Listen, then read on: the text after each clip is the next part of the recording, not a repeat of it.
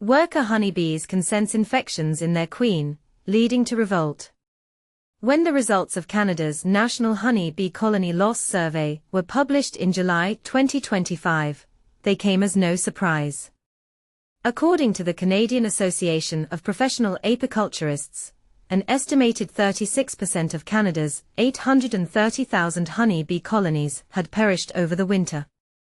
These figures used to make headlines. But after almost 2 decades of the same story, colonies dying in the winter, beekeepers struggling to rebuild, somewhat succeeding, rinse and repeat, the sad statistics are no longer news, and we are still working out why the cycle persists. Now, we might be having a light bulb moment. My colleague Abigail Chapman and I recently found that queen honeybees are infected with viruses that compromise their fertility and may get them ousted from their colonies. And that's meaningful, because poor queens is the top-ranked cause of colony losses reported by Canadian beekeepers. The life of a queen. A typical honeybee colony has a single queen at the helm, and she is solely responsible for laying thousands of eggs per day to grow and replenish the colony's population for years. A healthy, productive queen also secretes pheromones that signal her quality to the workers, sterile females, who make up most of the colony's population. The queen cannot afford to get sick. She already barely has time to sleep, and the colony depends on her to remain reproductive. But she may indeed become sick. Queen autopsies point to viruses. Our surveys of queens from members of the British Columbia Bee Breeders Association showed that failing poor quality, unproductive, queens had a higher viral burden than their healthy counterparts.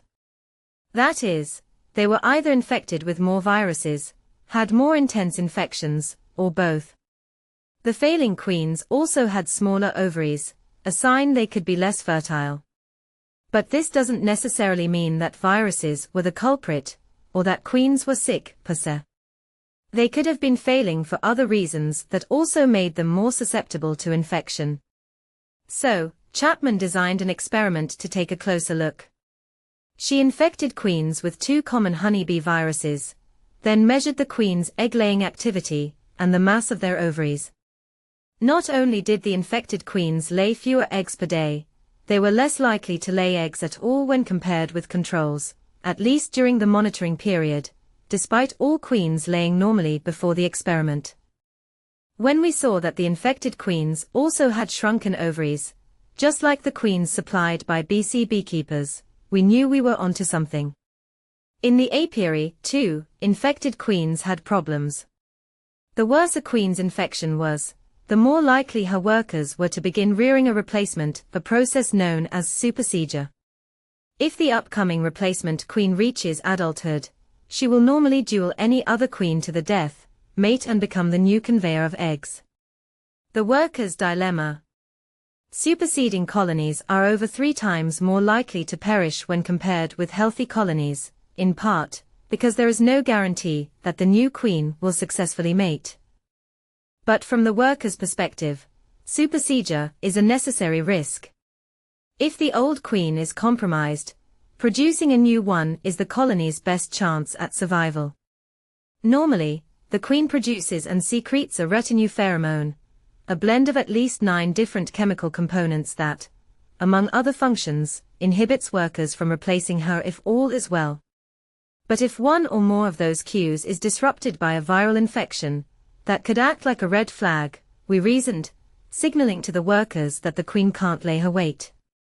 Our new data shows that this is the very process underlying the workers' drive to replace infected queens. The infections caused a deficiency in methyl oleate, 1 flower in the queen's bouquet. This change encourages the workers to begin raising a new queen. From beekeeper to queenkeeper. This validates beekeepers' reports of having queen issues when infection levels are high and supports murmurs of queens not lasting as long as they used to. There are many other reasons why a queen may sputter, including pesticide exposure, extreme temperatures, poor mating and more. But viruses are a universal problem, and we did not previously understand the extent to which they could compromise queens. Now that we do, colonies can be managed differently to better support the queen. There are currently no treatment options for honeybee viruses, and there is a real need for commercial products, but luckily, there is still a way to act.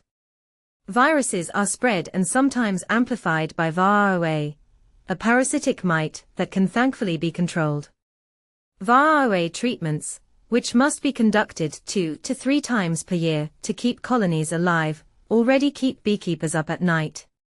Some may want to surrender at the thought of needing to be even more diligent.